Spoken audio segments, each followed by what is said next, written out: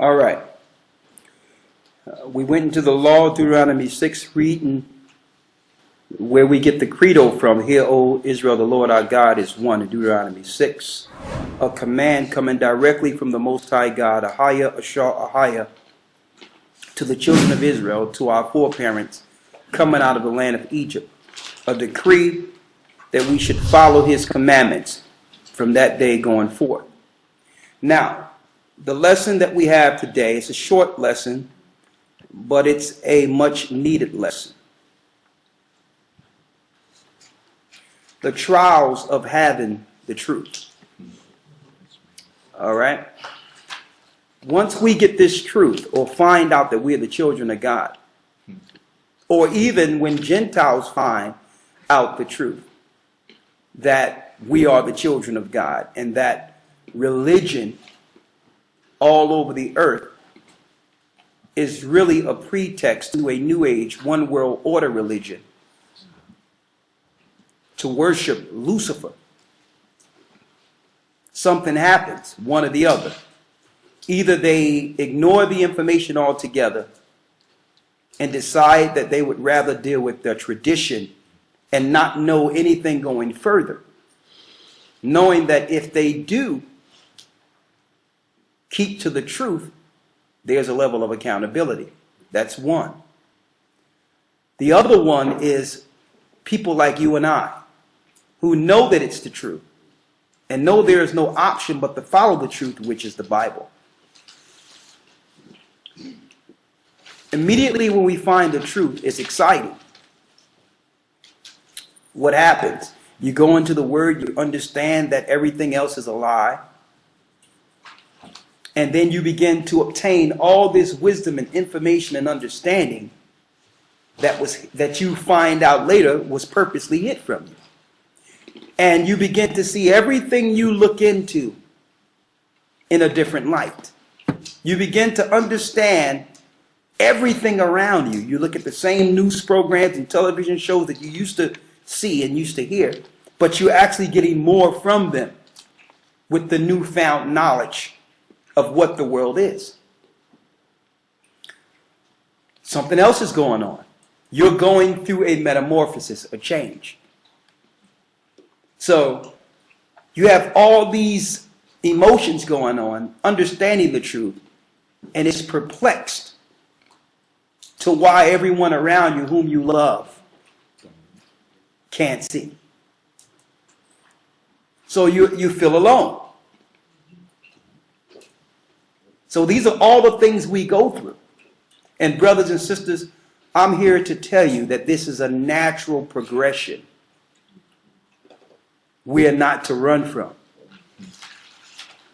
And I wanted to say that because, believe it or not, and it happens every time this time of year, we go into a state of indecision, loneliness, and despair. Why? Because usually at the last quarter of the year, it's tradition time, it's holiday time, it's family time. So the music is going to play on you. The feeling you had when you ran down the steps Christmas Eve and watching to see what mommy and daddy was bringing you. The feelings of seeing the Christmas tree after helping decorate it. All these feelings come to you and it leaves you with great memories of your youth. How the person you cared about on that day as you grew gave you certain things on that day that instilled a memory in you that you knew was love, that really had nothing to do with that holiday, but that moment commemorates that feeling. So we're going into a time of which I would call right now the highest level of sorcery and witchcraft throughout the earth. Is the time we're going into that tries our spirit. And I said it many times before, even speaking on the streets. It's as if this whole holiday time, the last quarter of the year, the whole earth goes into a trance and into celebration mode. And then when the ball drop on New Year's Eve going into the new year, it's as if you snap from the trance. Happy New Year's, and now you forgot that you've been under a trance with the music, with the euphoria, with the Christmas and the holiday cartoons that's actually meticulously aimed towards keeping the children in this particular tradition. Right? So what I wanted to go into is the trials of having the truth, not the holidays. We got a lot of time to deal with that. But there's a lot of trials and loneliness. And you have to realize, brothers and sisters, we are not alone.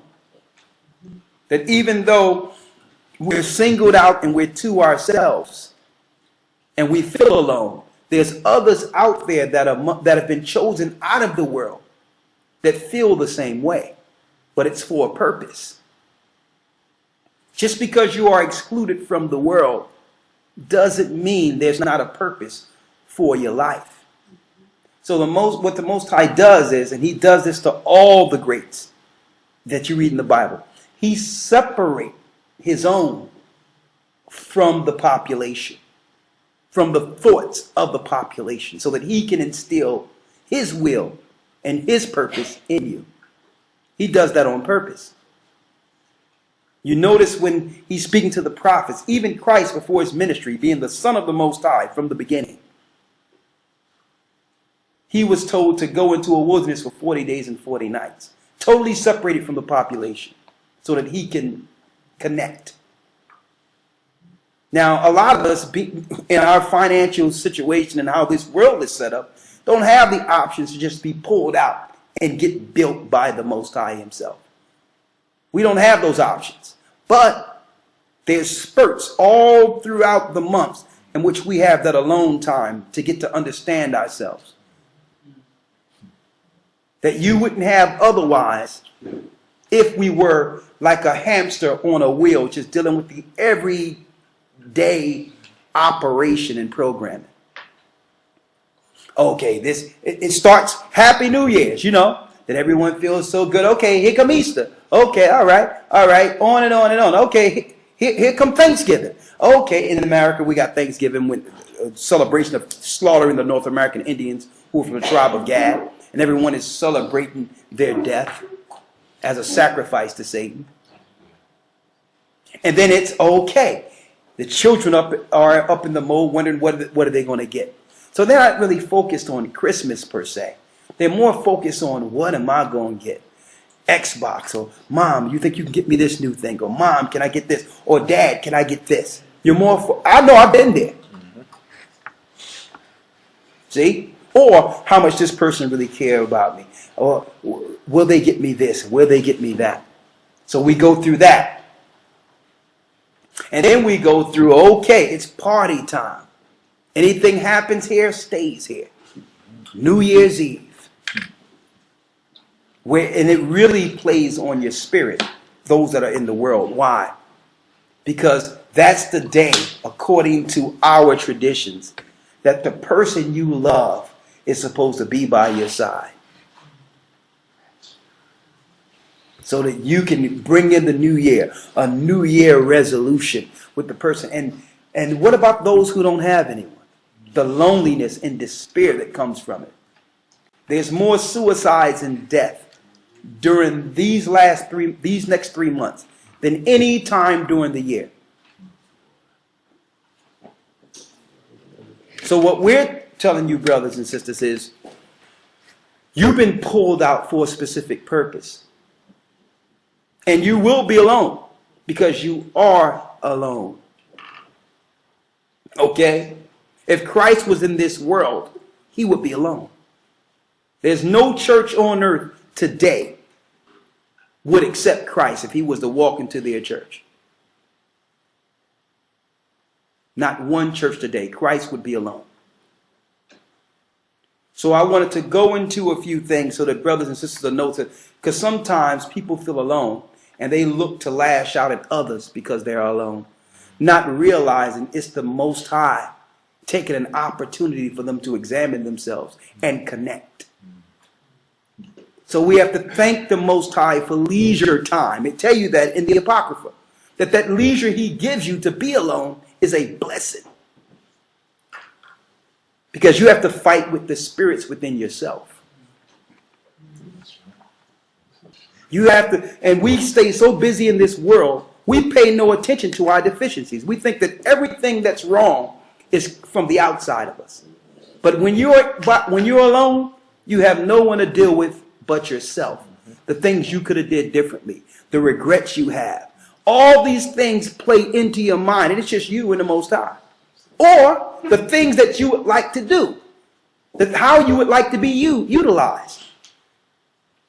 And anyone that have done anything in this world will, and if you was to speak to them today, they would go back to that moment of loneliness where they got an epiphany or something just clicked. They never equate that to the Most High, giving them direction, but that's how it works. That's how it works. So we have to learn how to stay busy up here to connect with the Most High, even if we're doing nothing, so that our idleness don't become Satan's playground. Let's go in Ecclesiastes first. And I'm going to show you. Ezekiel dealt with it. John the Revelator dealt with it. It's a normal thing for the Most High to separate those. And guess what? Usually when you hear about information like this, the world would want to use it and say, this is a cult. The first thing they want to do is separate you from your program. They want to separate you from your family. They want to separate you from the things you've learned. And they've actually chalked that up as being in a cult. When really, we're not saying separate from your family. We never say it's, what we're saying is understand what you're dealing with and how you were brought up was to serve Satan. Okay. And two cannot walk together lest they be agreed. So when you get the truth, there is going to be an initial drawback from the world. That's not a cult. That's you actually processing and looking to make sense of the information you've received and how to apply it to others now that you realize that the whole world is asleep. Let's read it. If I can, I want to read this real quick. Yes, sir. In the book of Ecclesiastes in the Bible, chapter 1, verse 18. For in much wisdom is much grief, and he that increaseth knowledge increaseth sorrow. Read that again. For in much wisdom is much grief. The more wisdom you get, the more grief you will get. Read. And he that increaseth knowledge increaseth sorrow. The more you know, you're going to have pain. Because the knowledge you're getting is not just the truth and what holy days to follow and how to follow the law and getting this information. You're also learning the reality of the world we were born in. Mm-hmm. And how getting this knowledge, you have now become public enemy number one. So there's grief that comes with that. See? So it's important for you to know that in these times when you feel you are alone, that you're not alone. That time is to build your connection with the Most High until he gather the elect to the elect.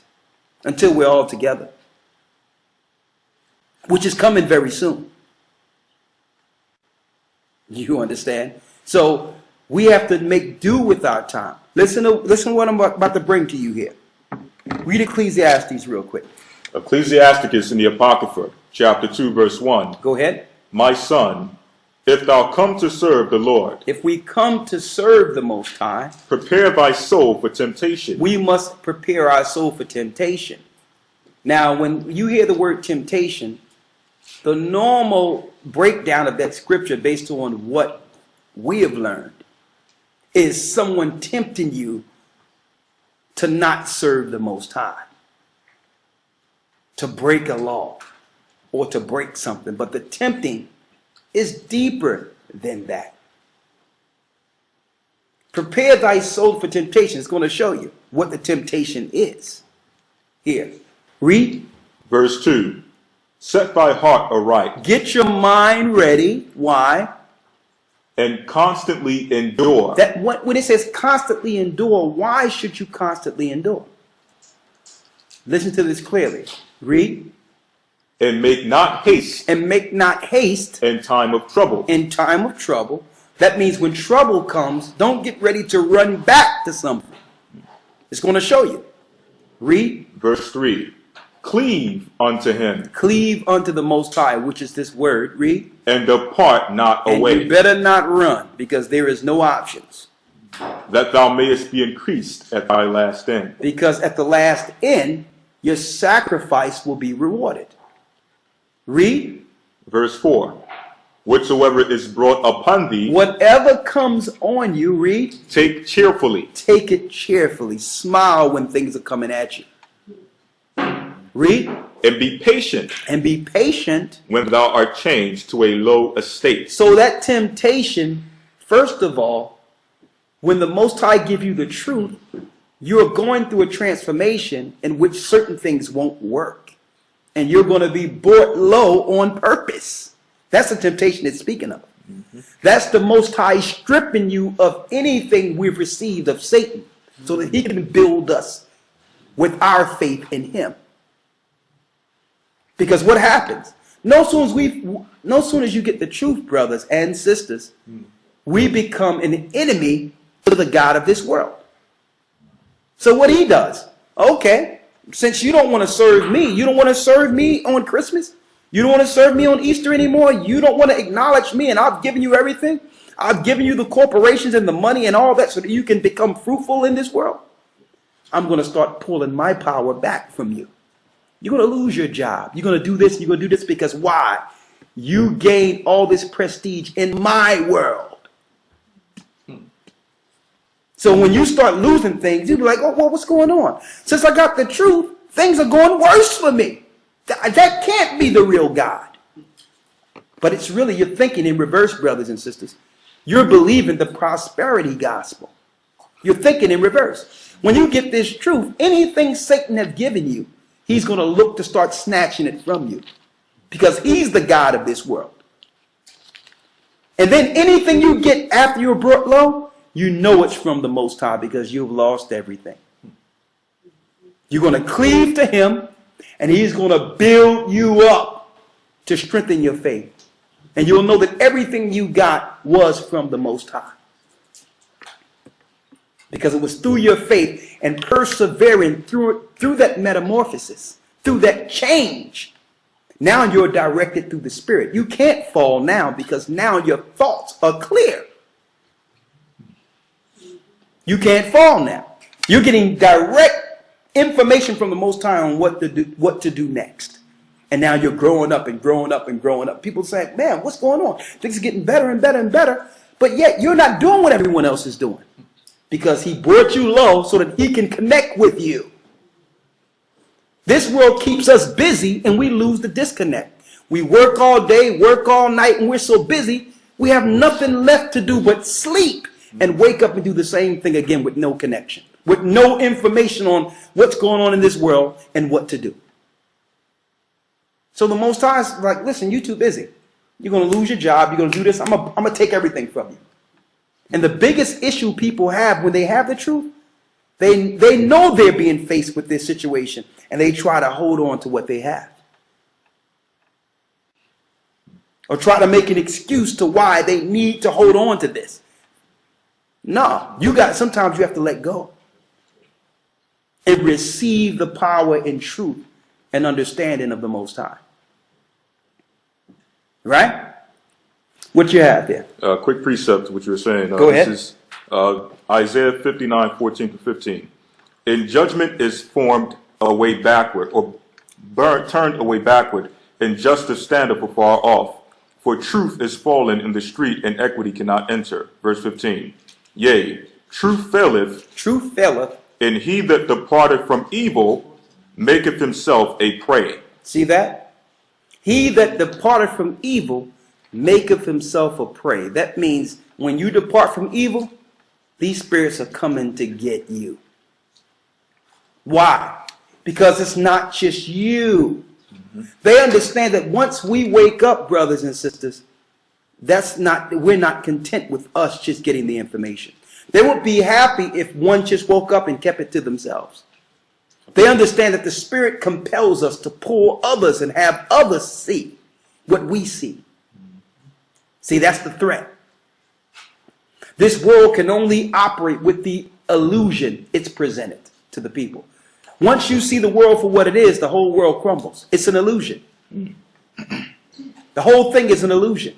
Even the cities we've been placed in, where we were raised, our education, it's all an illusion.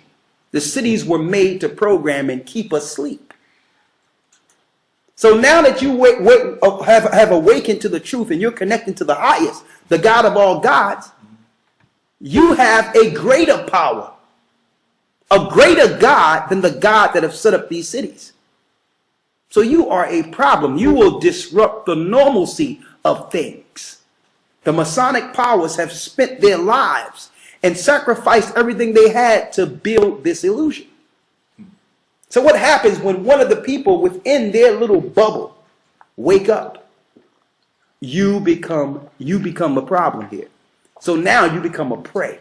They look to destroy you before others figure out what you figured out. See? See, that's enough to put you in a corner by yourself. It's a shame that you got all the truth in the world and you can't even speak to your family about it. You can't even talk to people about it because you're going to be looked at as an enemy. So Paul said it over and over again. Have I become your enemy because I tell you the truth?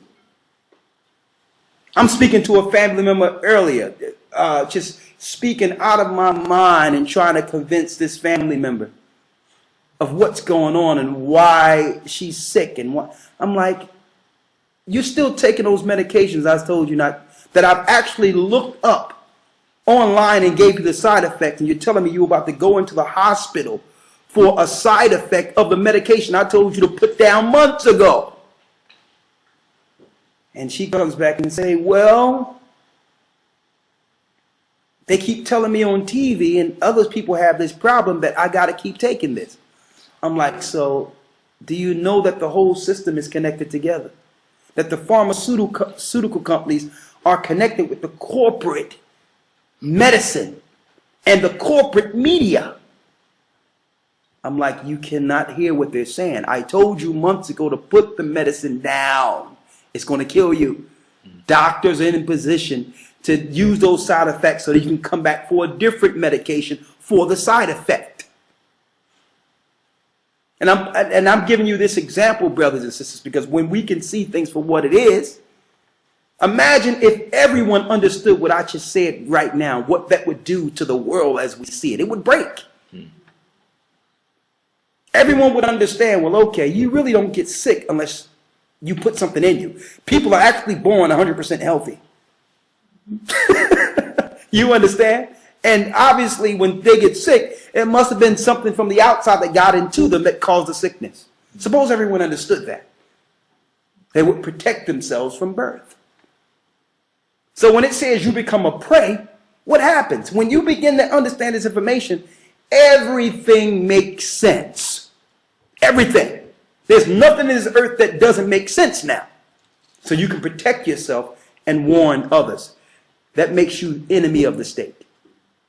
Now you become a prey. They want to look at your past, look at certain things to try to tear you down and break you down. Because not because you are a threat to them personally, because this world works on an illusion. And it can only run with sleep slaves. See? So when I start waking people up, I understand, okay, when you come to deal with this truth, you must give yourself as a living sacrifice.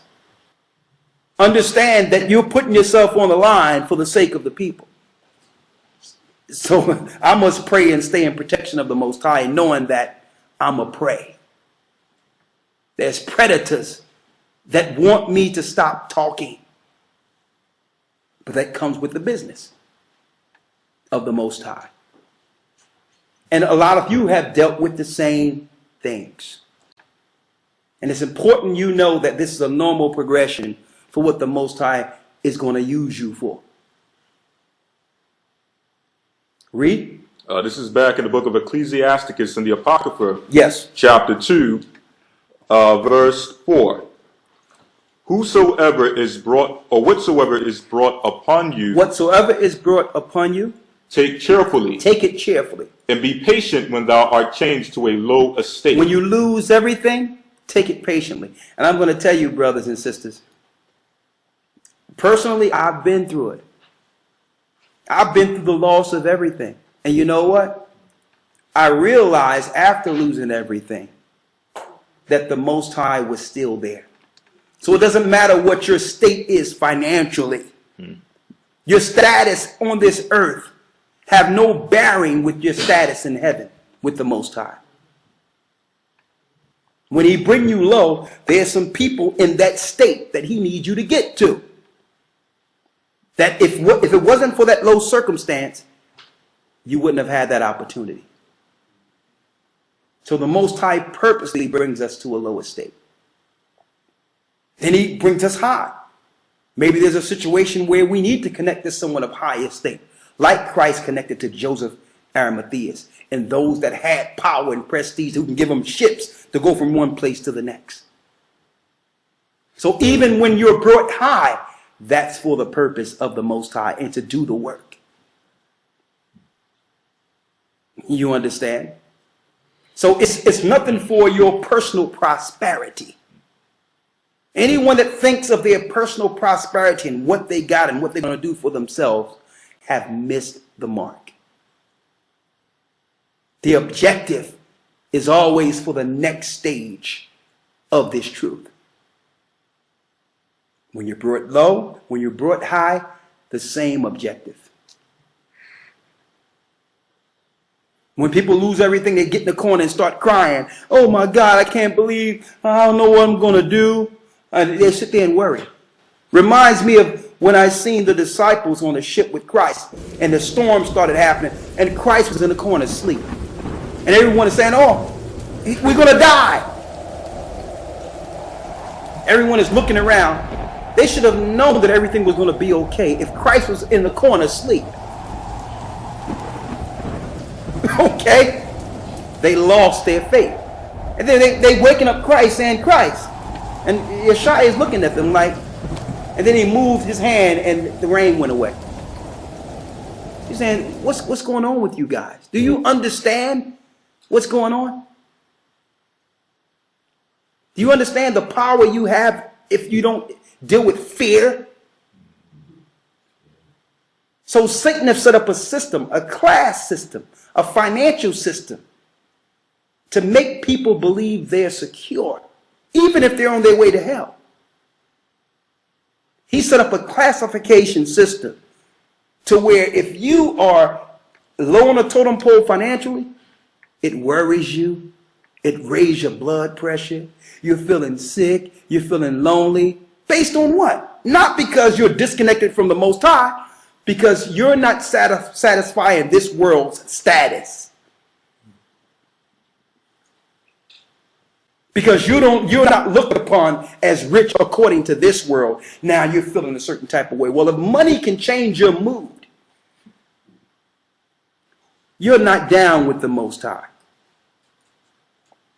Okay? When the Most High bring you low and take everything away, understand that he only needed to do that so that you can see what faith is. So when he builds you up, you will live the rest of your life on that faith. And not the faith of this world, not the educational system that was set up to determine your status. Finish reading. Ecclesiasticus chapter 2, verse 5. Go ahead. For gold is tried in the fire. Gold is tried in the fire. I'm going to tell you, brothers and sisters, I've seen a piece of gold before they do what they do with it. And if any of you picked up a big piece of gold right now, the way it is before it goes through the fire, you would throw it back with the rest of the rocks. You would think it's worthless. You would pick it up and you'll see it shine and be like, it must be a different type of rock. And just throw it away because it'll look nothing like the gold after it's through the fire. Okay, so some people have to be educated in understanding what gold looks like in its base state. It looks like almost a little rock with a little shine through it. Okay, so you have to realize, just like that rock must go through the fire, which is a high temperature that burn all the infirmities out of it. And after the infirmities are gone, it shines. That's what we must go through. The infirmities that must be burned out of us is what we've learned in this world. And our dependence on this world must be taken away first. So in Christ's ministry with the disciples, the first point of them understanding truth, if you look at the Gospels, was the trying of their faith. He had to build their faith first. So they were being tried. He said, drop your nets. I'm going to make you fishers of men. And I know Peter that was looking like, what's going on here? This is the only way I can make money. He's like, no, we're going to take those same ships that you're using to catch fish, and we're going to bring the truth to this world. We're going to shine light to this world. I'm going to make you fishers of men. Okay. So you have to realize that wasn't an easy choice initially for them. Okay. They had all the substance to be able to spread the gospel and understanding, but they didn't have the faith. They had the ships, but what were they doing with the ships? They were catching fish. You understand? So Christ was like, okay, you're going to, listen, and believe it or not, brothers and sisters, ships was the equivalent of a 747 jet or a private jet today. If you had a ship, you had it going on back then. So he said, let's clean all this fish smell up out of here. Let's get all this out of here. Listen, you're going to take me over here. We got some people over there. You're going to take me all over this place. You understand? And we still going to cast the net sometimes.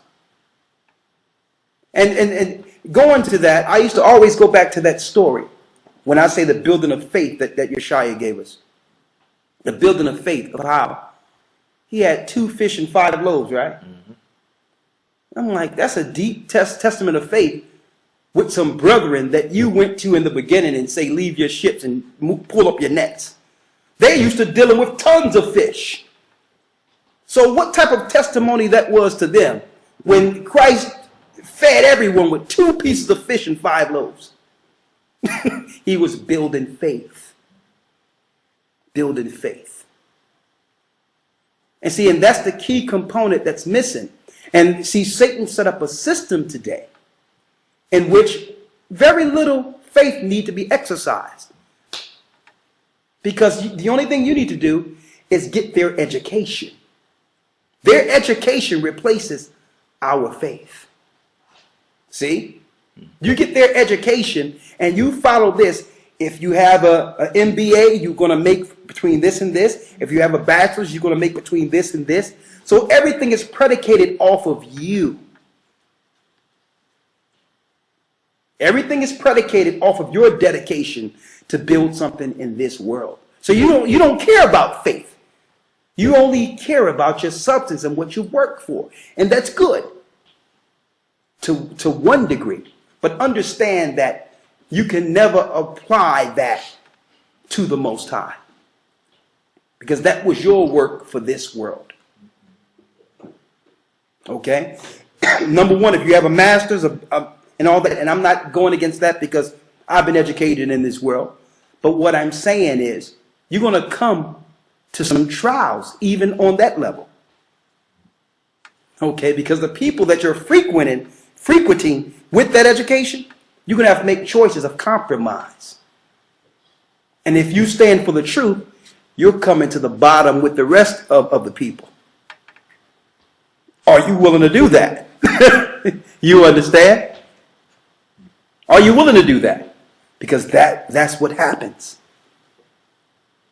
Look at Luke, and I like to look at the disciples and what they went through, because I'm like, that's the perfect trial. Yeshua, our anointed Savior, dealt directly with them. Luke was a Theophilus, highly educated. He wasn't even one of the original disciples. He was a convert from the disciples. And Luke, with all his education, after being converted, he was dealt a task of compiling all the disciples' personal accounts of Christ and putting it into a body of work that we could read today. So all of his education and all that, the rest of his life was sacrificed for that. So how much money did he lose? How much prestige did he lose being a high Theophilus in Rome and in Jerusalem? You understand? And I'm pointing this out because, brothers and sisters, we have many gifts out there. But the reality is, all of our gifts and what the Most High gave us, once he brought us down, was to now take those gifts and bring forth the kingdom of heaven. You didn't learn things for what you thought you were learning them for. And that's a whole, that's a cold, hard reality. That's a hard reality because we used to having everything for ourselves. This is for me, this is for my family. Right?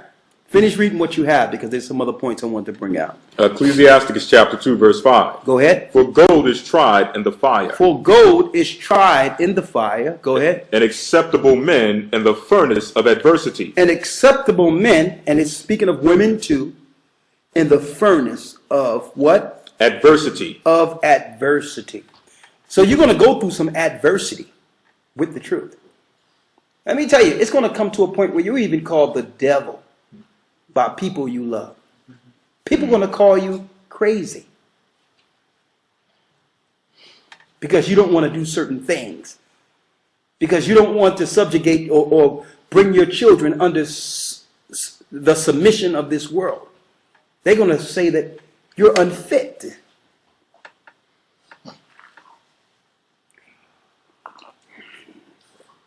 I hear it over and over again, what brothers and sisters go through.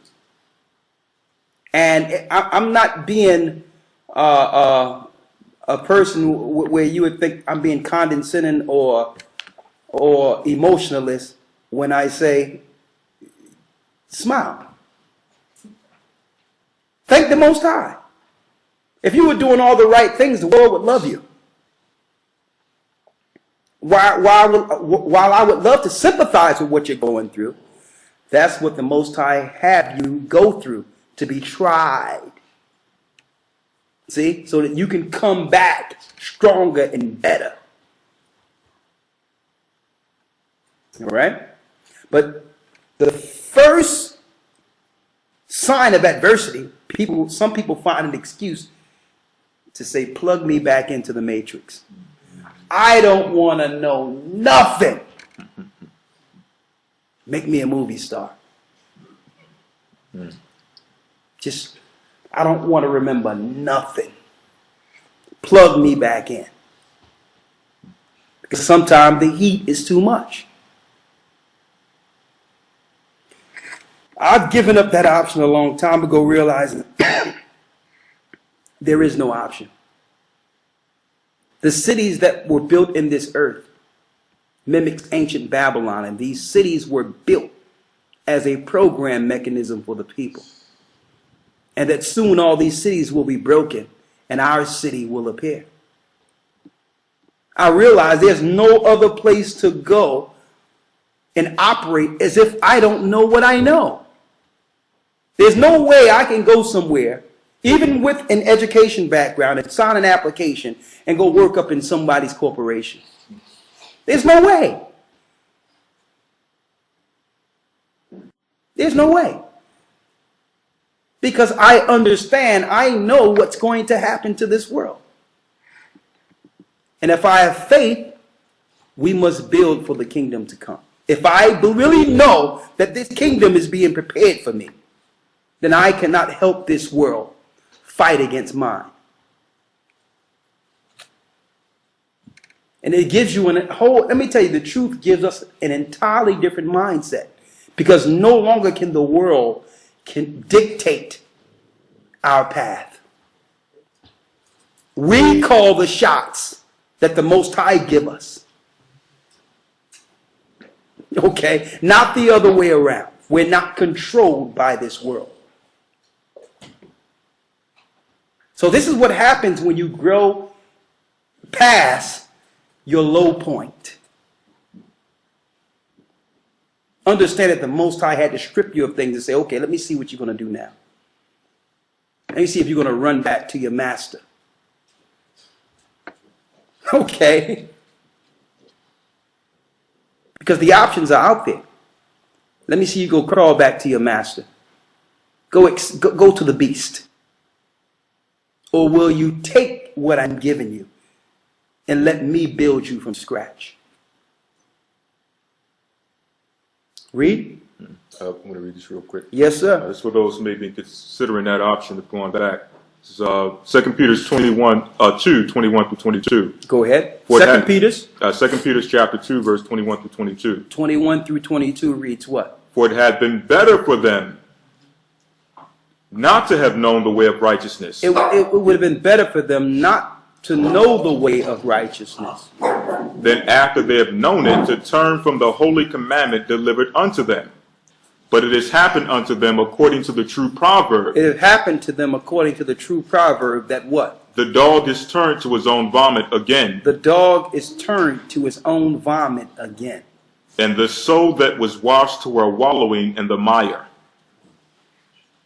Crystal clear. So really there is no choice. The only options is to go to what we thank the Most High for saving us from. The only options is to turn back to ourselves and our sins. And to the lifestyles that meant hell. That's the only option. Is to go back to our former selves.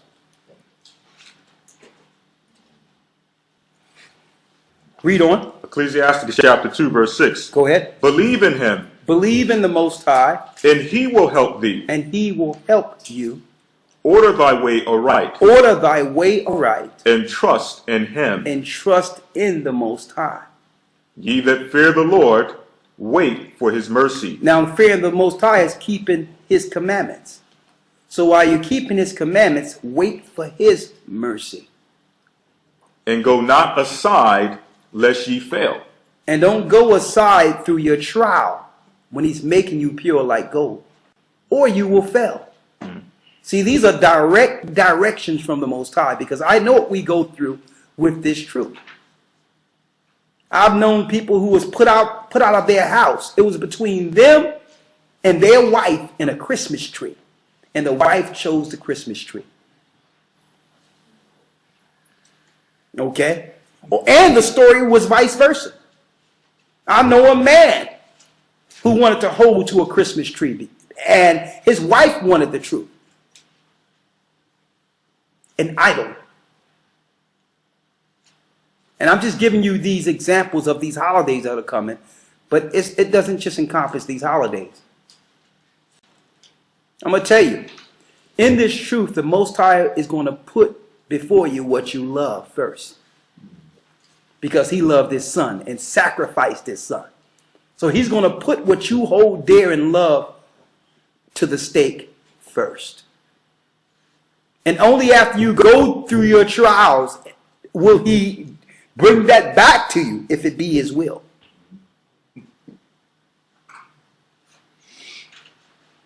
So many times I see people in the truth and they have a gift or whatever, and they think that they can give the Most High something based on their gift. The Most High gave the gift to you. You can't give the Most High nothing but obedience and sacrifice everything, including your life, for the truth. Okay? Finish reading what you have. Ecclesiasticus chapter 2, verse 7. Go ahead. Verse 8. Ye that fear the Lord, believe in him, and your reward shall not fail. And your reward shall not fail. The reward is coming back with Christ. Okay? Read. Verse 9.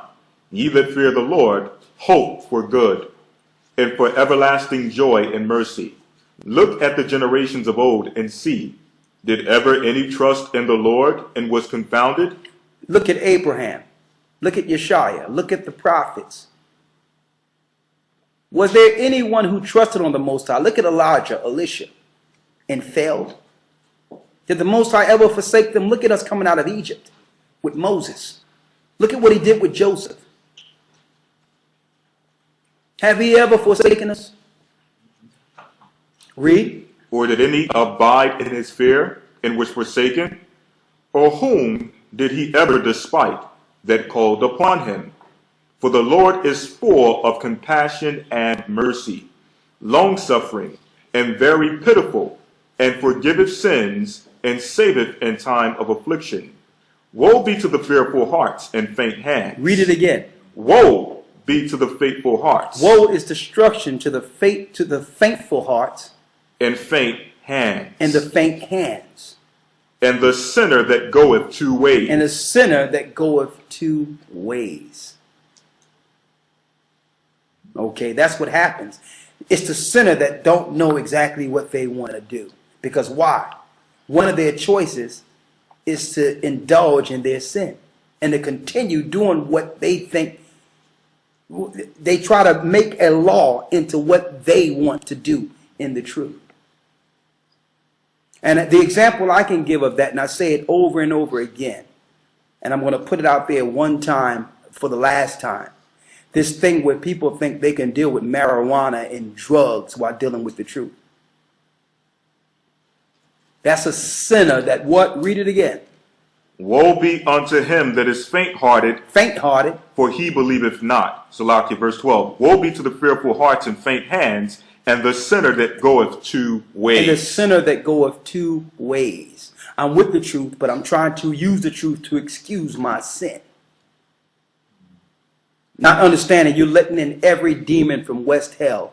Not only with you, but amongst everyone around you, including the spirit of death. Okay? And you're going to have sinners that try to use the truth to excuse their behavior because everyone can see their sin. So they're going to try to say, well, yeah, we can do this according to this scripture I learned. And this is the cherry on top of the whole thing. They'll usually say the elders know.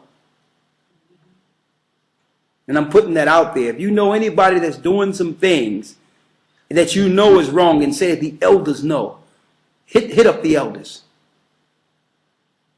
Usually if you see something is wrong, it's wrong. I want to put that out there too. But I'm not going to go into that lesson. Let's continue to go into the trials of what happens when one gets the truth. Read. 13.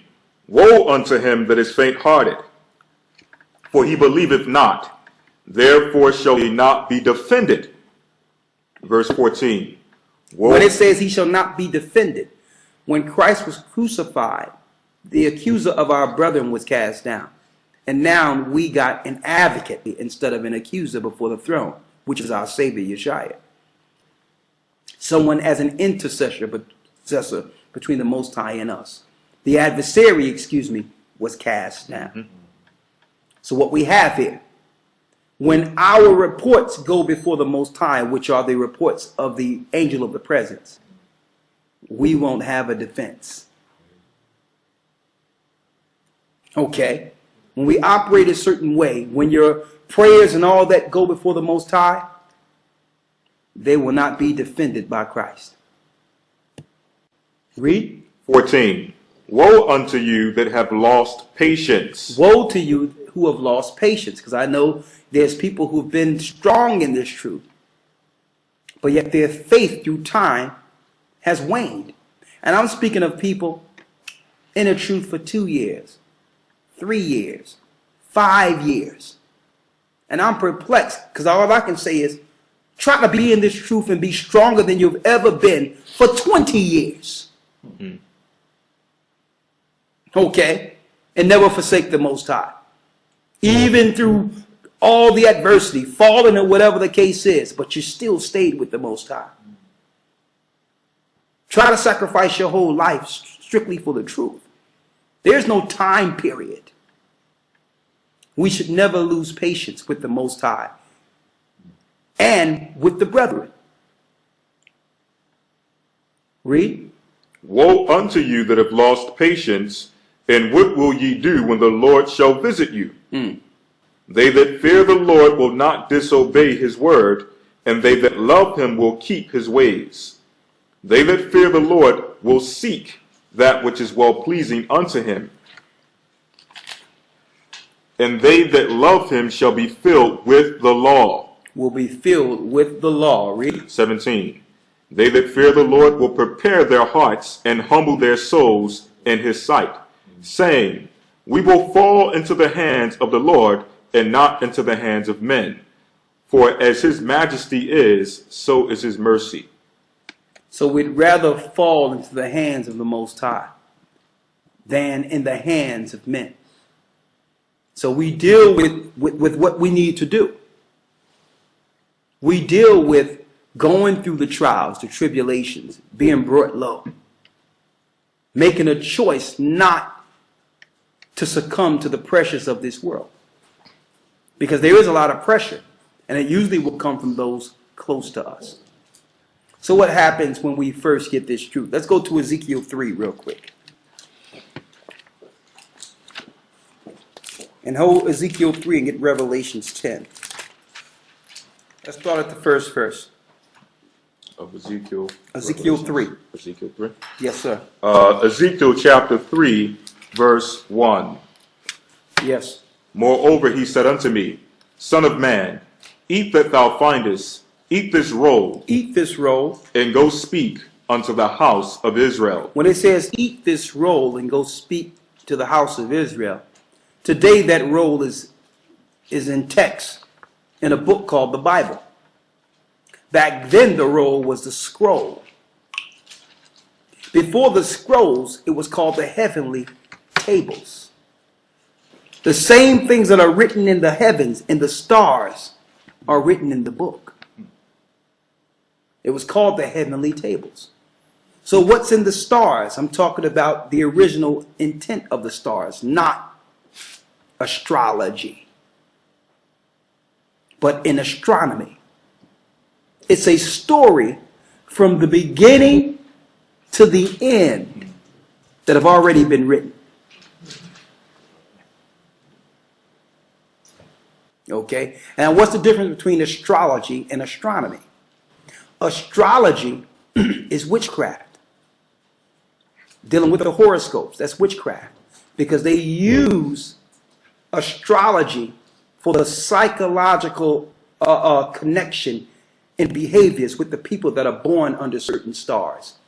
That means they understand your weaknesses and strengths, knowing you were born at a certain time, and it's used against you.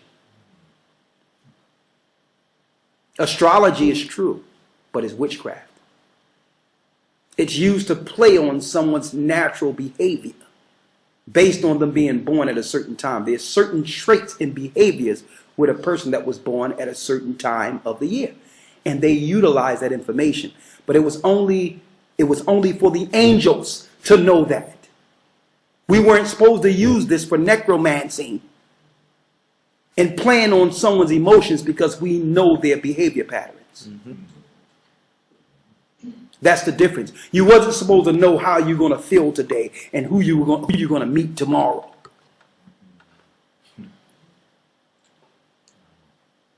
Okay? So there's a clear difference in what the disciples were dealing with and what we were dealing with in the Old Testament when reading the tables than what we're seeing now. They were reading, if they could read the tables and put them into context, it would be the Bible. It would be the Bible. The heavenly tables from the beginning was made scroll and given to Moses. when he's seen the beginning and the end, it's written in the stars.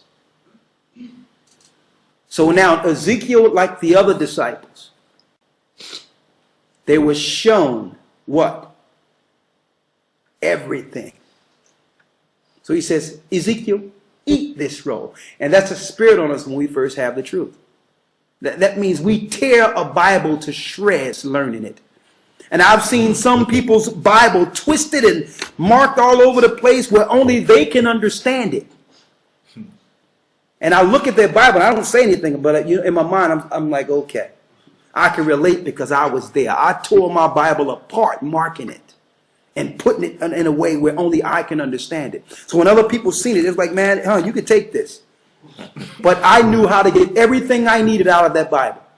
I marked it specifically for me, and I know that progression we go through with that. That's that time where we're brought low. We don't care what happens to us, and we're just sucking it all in. We're just getting everything the Most High, because we know this moment is not going to be forever, in which we can understand things, and it's like the Most High is writing it before us and understand everything clearly. It's like we understand that it's only a moment of time that we go through this. So we can't sleep normally. We can't eat normally. Only thing we can do, we're living off of the word. We're eating that roll. That's the beginning of this truth. Where everyone is looking at you like, I've never seen you obsessed with the Bible in a church like this. Where you never was tasked with learning the Bible in the church. You understand? Because now you can relate to the Bible, understanding it's speaking of you. It's a whole nother level of connection now. So he told Ezekiel what? Moreover, he said unto me, Son of man, eat that thou findest. Eat that thou findest. Eat this roll and Eat this roll and do what? And go speak unto the house of Israel. So before you can speak and let the Most High know what's intended for Israel, before you can go speak to them, you must go through that progression of just eating this truth and sucking it all in, what it means. And now you got enough to tell our people, because when you start bringing out certain things, they're going to have questions. Okay, when you start saying certain things, automatically it clicks like, well, if you saying this, then what about this then? This doesn't make any sense. Now you're speaking and teaching against their programming. And you have to make sense of their programming now. Okay? You have to now start making sense so that they can actually begin to wake up. So you got to go speak to the children of Israel. Read. Verse 2. So I opened my mouth. So he opened his mouth. And he caused me to eat that roll. That's what we all go through. That's a normal progression. We're just eating this word. It's food. That's why Christ told Satan during the temptation, man cannot live off bread alone, but every word that proceedeth from the mouth of the Most High. Like, this is spirit. You can live off of the word, brothers and sisters. It can take us to the point of hunger, through hunger, to the point we get food again. Okay, the spirit can be nourished and maintain the body to a degree. But when you're in between those zones, that same spirit is going to say, okay, you got to eat something right now. Or your spirit going to be all the way over. Okay, don't eat much. Just go get some lettuce, get some tomatoes, get some oregano, just get a little bit. Don't eat much because you want to stay right here. So that spirit will let you know, because as you read the Bible and read and actually deal with it, if you look at time actually go by fast. And you don't realize you done missed like 2 meals when you're really in the Bible. Because you're living off of it. It's a source this world haven't been promoting to you. It's a source of life. Christ went and fasted 40 days and 40 nights. Okay, so when Christ, the first thing Satan showed him at the temptation was this big thing of bread. Go ahead and just take a piece. says man cannot live off bread alone, but every word that proceedeth from the Most High. That tells me that there's another life source that sustains us. That's what happens when you first in the truth and everyone looking at you like you're crazy. But again, you have to have some understanding of what they're seeing too, because it's not normal. You're not on a normal life progression. They're noticing you're missing certain meals. They're noticing certain foods you're not eating anymore.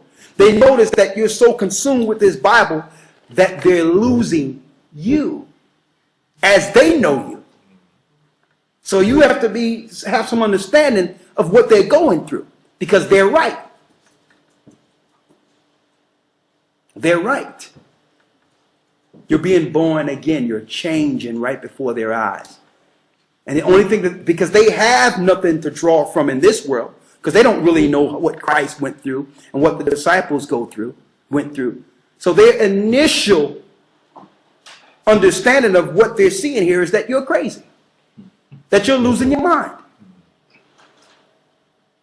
I've never seen somebody up in this Bible like this all the time and don't care about nothing else. They think you're crazy. So you have to understand that you're being moved to the crazy zone now. Okay? But that's what happens. So you have to realize, brothers and sisters, when the Most High wanted his elect to get this information, he would tell them to go from amongst the people, knowing that it's a change that's happening.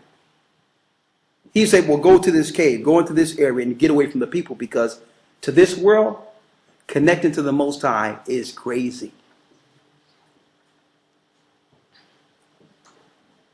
Okay? Finish reading. Ezekiel chapter 3, verse 3. And he said unto me, Son of man, cause thy belly to eat, and fill thy bowels with this roll that I give thee. Then I did eat, and it was in my mouth as honey for sweetness. So it was sweet when he first ate it, because the truth is sweet. That means you can sit down with any. We need you to go there. Stay there real quick. This is finished. It's finished. No, there's more I want to get out of it. Okay. All right. Because at first what happens is it's sweet, right? And we go through that. Oh, there's no religion we can't break down. I mean, we're looking for a debate. I mean, you on a bus, you see a Muslim, oh my God, I've been through it. Oh, that's the Jehovah's Witness. You never let a Jehovah's Witness in your house. They knock on the door, you inviting them, you give them coffee, tea. You just, oh man, I'm sparring now. We all go through that. Well, now you're trying to sharpen your sword in different debates. We all go through that. You're looking for someone to challenge now, because you know you have information that this earth don't have in every religion, and you can see their deception coming a million miles away. So now your only payback now is to show them they've been lying to you. we all go through this. But I'm gonna tell you, but what we're not privy to is the meetings in our absence. Families never came together for anything, but they're coming together and having little get-togethers that you're not invited to. So they're talking about you now. That's how it works. It's like, is he all right? It seems like he's not.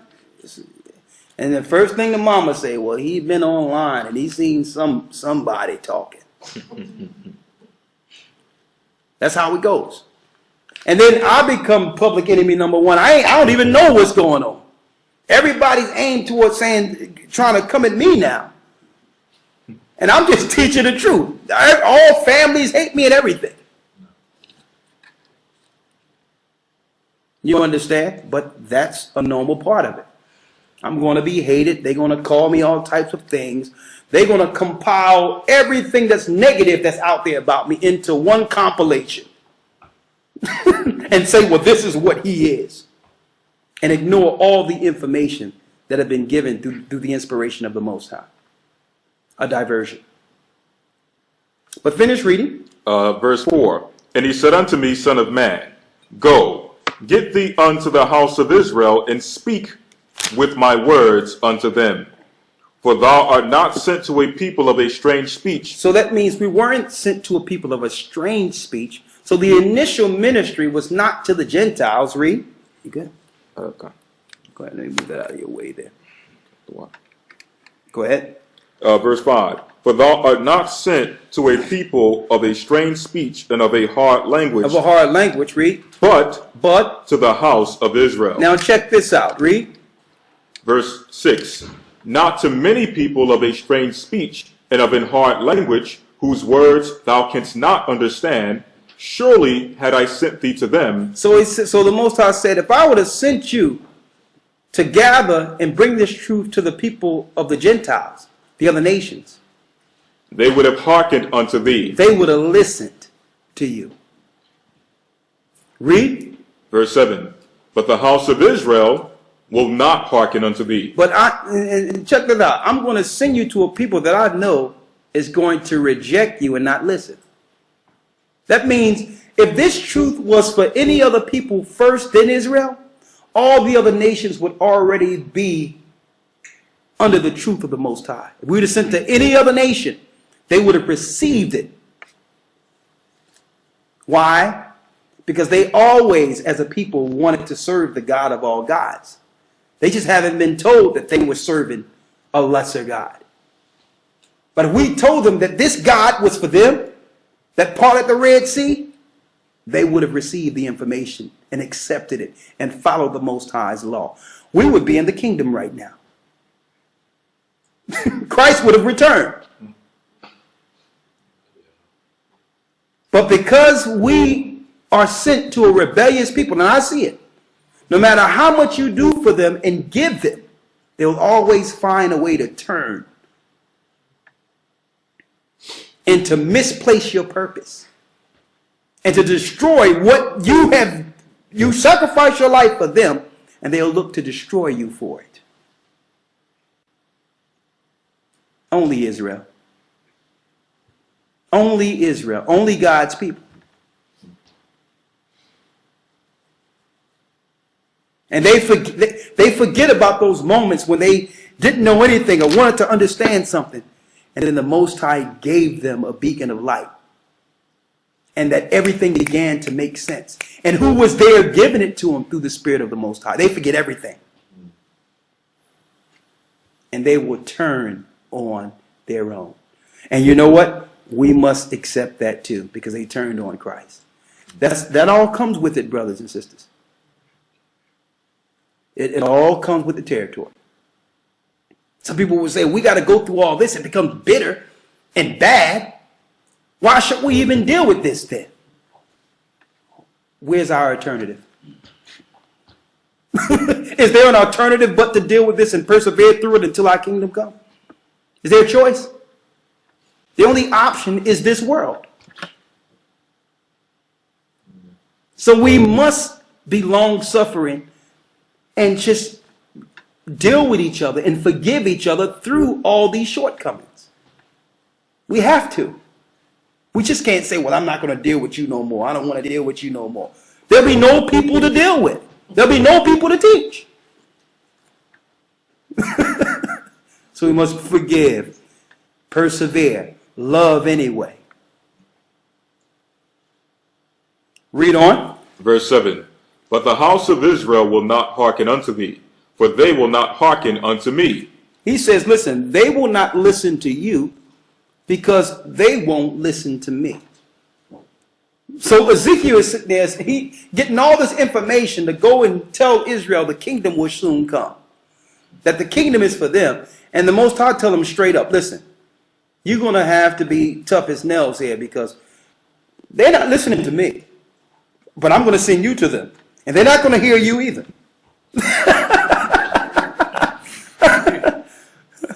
but you got to teach anyway. So if you think you're going through something personally with your family members and all that, look at what the disciples and look at what the prophets went through.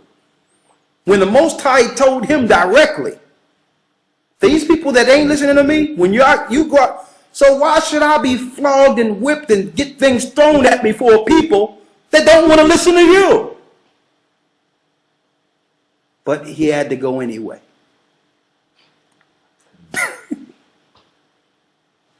He had to do it anyway. Because where's the options? This whole world belongs to Satan. There's only two masters, brothers and sisters. Don't let anyone bewitch you into thinking that you can play the middle on this one. If you're not serving the true God of Israel, you're serving Satan. There's only two masters.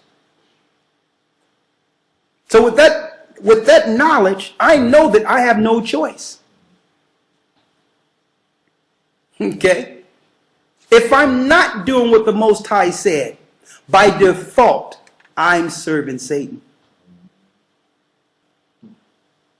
Which means if I decided, getting all this information, and decide I'm never going to say anything again, and don't do nothing else, and don't even bother anyone else, I'm still serving Satan, because I'm not doing what I was called to do.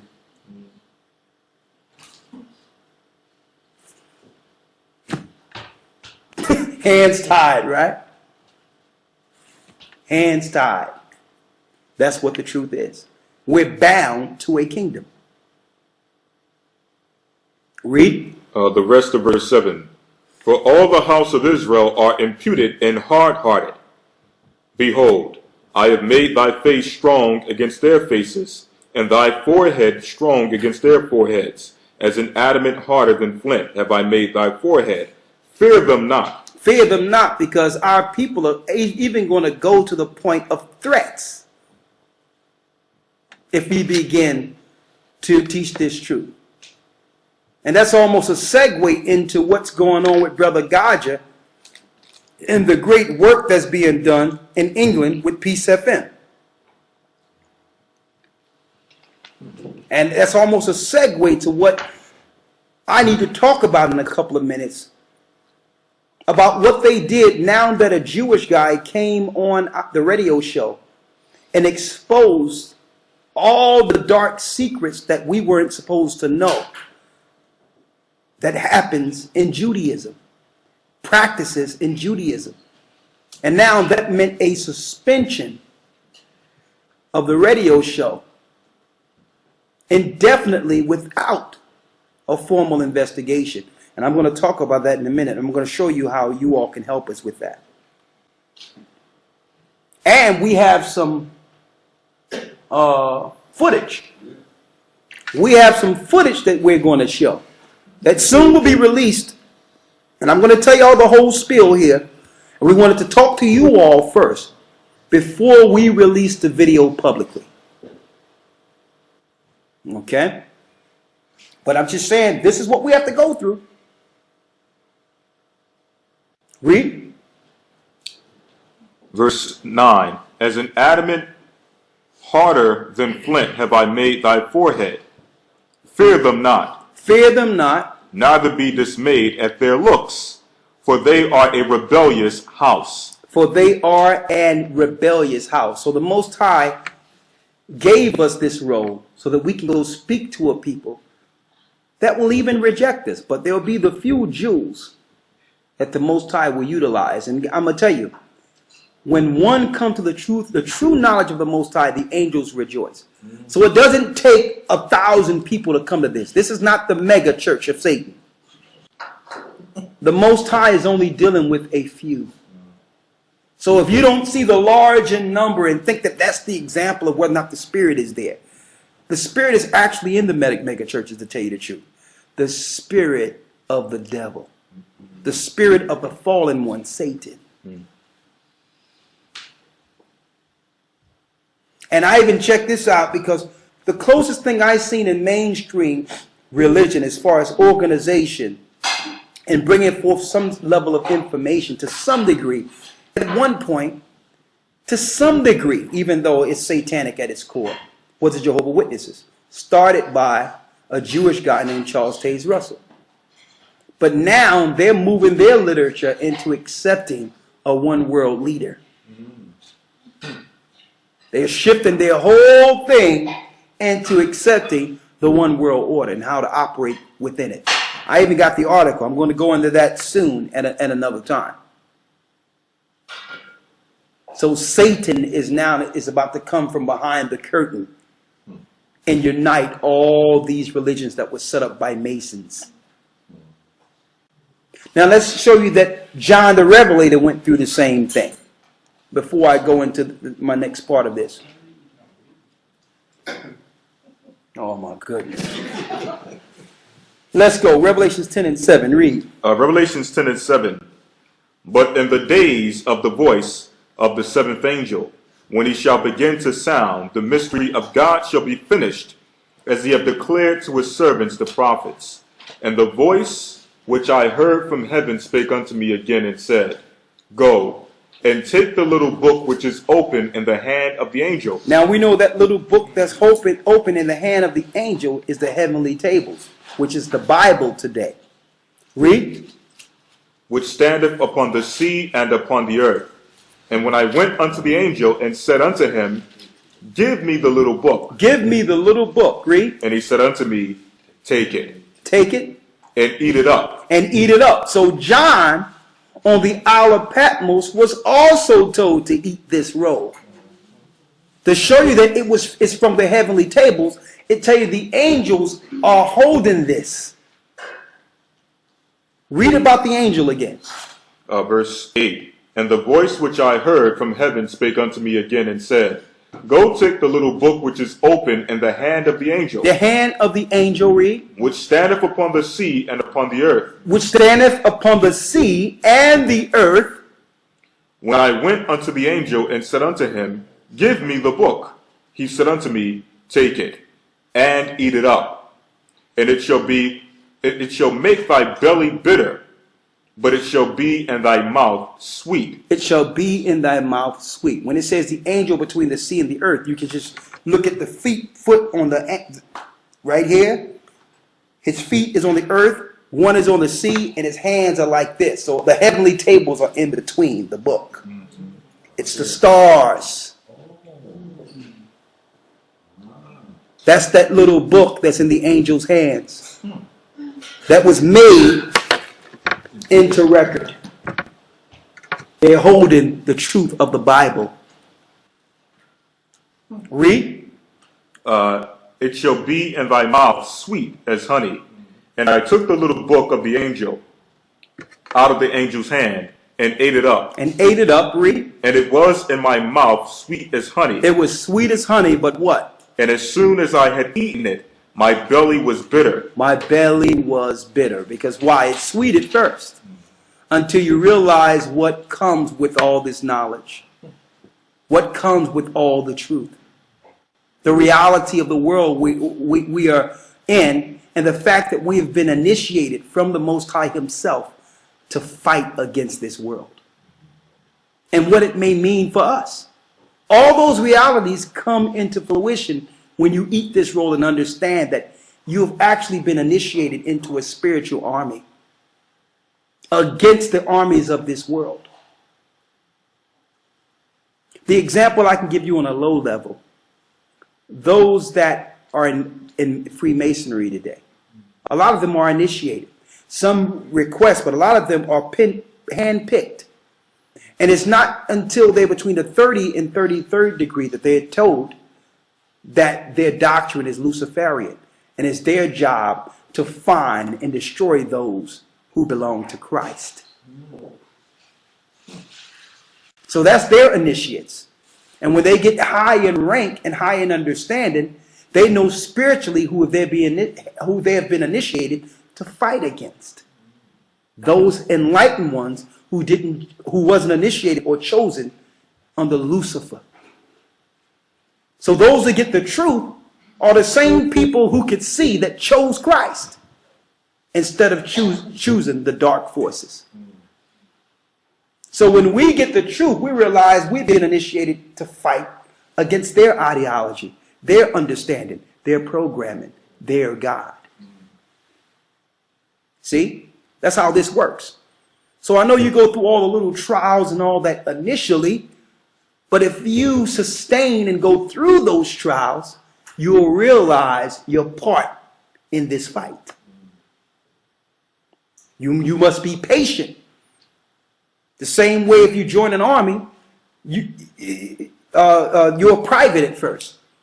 You understand? And they got you running around and you're facing the mud and you're feeling low and bad days and your feet is hurting and you're marching and a guy hollering all at you and you feeling, oh, what did I get myself into? you actually being broken to become what? A force. That's on the left-hand side. So there's going to be some changes in our lives on the right-hand side that don't feel good. That you're going to feel that this can't be the Most High. It's not even the Most High. I lost everything. I hear people say that. Something can't be right here. Well, you haven't been reading the truth. Because one of the key things, one of the key points of getting the truth is falling and losing everything. And then questioning, what have you done? Started saying, well, what choice did I make? But you have to go all the way through it to see the choice you made. So that's faith, because he's not going to show you the end of your life per se in this life. We see the kingdom and Christ coming down and him giving rewards. But he don't see the blessings. You don't see initially the blessings you can get until you got them and know what you need to use the blessings for. So when you're halfway through, that's when Satan come in and say, listen, you may have made the wrong choice here. You understand? And this is still here for you. You may have made the wrong choice, but your life is still here. Now just back up from that Bible and come back. Don't worry about that Israelite stuff. I got a church for you. Some good people in there. You can just go back to your church. They got dinner for you. Everything is good.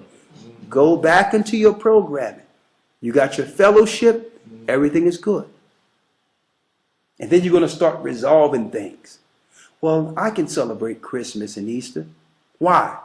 Because I know in my heart is not right, but I'm doing this so I can go in and I can convert other people through due time. That's how they try to convince us that they haven't turned to Satan. I'm just infiltrating right now. I'm like Paul. Paul didn't celebrate Christmas.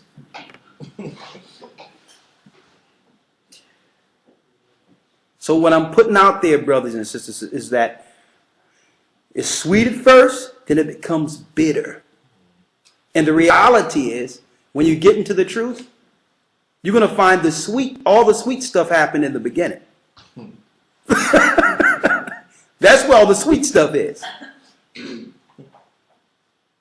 The real trials, and you have to just take a blessing with all the good stuff you can get in between. But the reality of what this life is, it becomes bitter. People talk about you. They'll say things about you. They'll even try to harm you. All these things come with it. See? But you have to keep on going and keep on going. And learn how to operate with those who can't see. The Bible says, if you cast your pearls before swine, let's get that real quick. Be careful not to cast your pearls upon swine, lest you be rent underfoot. What that mean? Read it real quick. This is St. Matthew chapter 7, verse 6. Yes. Give not that which is holy unto dogs. Give not that which is holy unto dogs. Read. Neither cast ye your pearls before swine. You cannot cast your pearls before swine. Why? Lest they trample them under their feet, and turn you and shall rend you. And shall destroy you. That means you cannot force information on people who's not worthy to receive the information. You try to force this on somebody, they can use the same things you're bringing them to tear you down and to destroy you. So if you see some people that are rejecting you, The Bible gives you a number. After the first and second ammunition, one is a heretic reject. You got 2 times to try to show somebody something before, and if you keep forcing it on them, it's going to be offensive to them now. They're going to look to destroy you now. The Most High give you 2 times to show somebody. After the second ammunition, you got to reject them. You got to say, not reject them to the point where I don't want to deal with them, but don't go there no more with them. Wait till the Spirit brings them around, like he brought you around. Because anything you do, they're going to use an opportunity to rend and destroy you. You cannot cast your pearls before swine. So Christ wasn't trying to cast his pearls amongst the Pharisees and scribes, knowing that in their heart, they wanted him dead. So he didn't give them the mysteries to the kingdom of heaven. He didn't give them certain information because it wasn't meant for them to get it. He didn't cast his pearls before swine. So you have to get out of this mindset that I have to just give this to anybody I see, and don't realize that there's an order of how to relay the information. There's an order to it. Or, believe it or not, this truth can be used in reverse. Satan can use what you know to help you destroy yourself. There's an order to it. This is not for you to go into your home and become a tyrant with the people you love. That's husband or wife. That means if your wife is celebrating Christmas and don't get it right now, you can't take that from her. Okay? You have to go with the scriptures that speaks about dealing with an unbeliever. If she be pleased to dwell with you, you can't cut her off. That means she still love you. And she always loved you, and Christmas was a part of that love. You can't expect her to snap right out of it. You understand? You have to realize what she's going through. And if she say, I still love you, but I'm still going through a transition here, you have to work with her through that transition. And vice versa. That don't mean you celebrate Christmas, but understand what that means for her. You don't got to buy no gifts and be like, listen, babe, all right. Well, you're going to deal with that. Understand I'm not going to participate. But until you see it and know it for yourself, I can't take that from you. As long as you still make sure the things we have in agreements in love, we keep that going, in time you'll understand. Instead of coming through your house and being a tyrant now and just want to tear everything apart. And she didn't have the opportunity to see what you've seen yet. It's wrong. That's being a lion in your own house. And the same way when it comes vice versa. There's a way in which we can operate with this knowledge and bring souls to the Most High without becoming a tyrant. Thinking that we now must dictate the law everywhere we go, as if we haven't sinned. That can't be. That can't be. So what happens is we turn enemies on ourselves and then claim it's because we stood for the Most High. No, you just didn't use wisdom. When you get that roll, you eat it as sweet, but you have to go through the Most High is giving it to you for your transformation now, so that you can have the wisdom to know how to deal with those who are without. That's what the truth is for. And then they'll come around, not because they seen it, because they seen the change in you and they know you. So when they see a change for the positive in you, that is what's going to make them say, well, listen, show me what you've been seeing. Because this thing has been changing your life. Now you're dealing with the truth on how to become a person that proselytizes, that brings people to the knowledge without offense. What you got? 1 Corinthians 8:1. Read it. Now as touching things offered unto idols, As touching things offered unto idols, we know that we all have knowledge. we know that we all have knowledge. Don't forget it's sweet when we first get it. Go ahead. Knowledge puffeth up, But knowledge can puff one up. It can blow up our heads. Read. but charity edifieth. But charity, which is love, gives someone's understanding or edifies to a person. Charity or love, if you really love a person, you're going to work with ways they understand to get them to come around, not force something on someone. These things can have sentimental value. I'm speaking of these holidays to people because there's a sentimental attachment to how they felt when they grew up and they seen the love of their mother and father together on that day. And that was every year, that's when they knew that their family was together. Their father loved their mother loved their father. It may have some sentimental values that they don't just want to forget. So it's a way we have to understand what people are going through without snatching it from them and snatching out their heart and snatching out their memories, because those memories were real. You understand? So we make enemies. And now they're looking to destroy us. Not because what we had was a lie, because what we did with it. And how we're operating with it. See?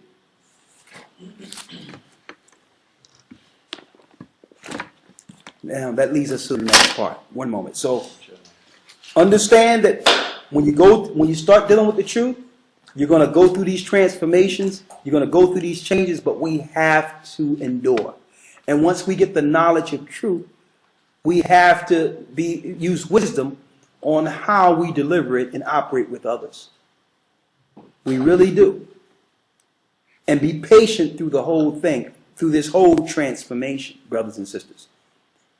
And I'm saying this because we just give you the truth and you get it out there and you get all this information. A lot of you get meat before you get milk sometimes.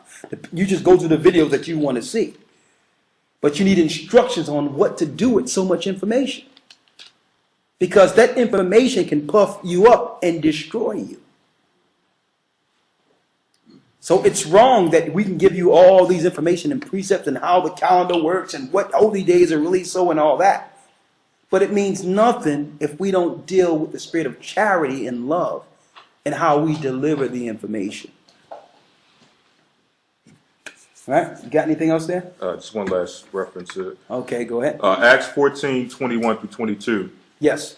And when they had preached the gospel to that city and had taught many, they returned unto Lystra and to Iconium and to Antioch, confirming the souls of the disciples and exhorting them to continue in the faith, and that we must through much tribulation enter into the kingdom of God.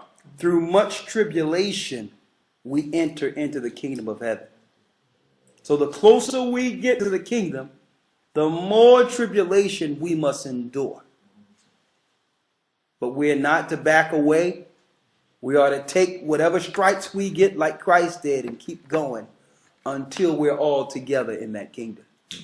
And see, and that's the true direction. That's what we're looking for. With that, I'm going to say shalom, and I'm going to need your help on something. So give me one moment, and I'm going to go into what's going on over there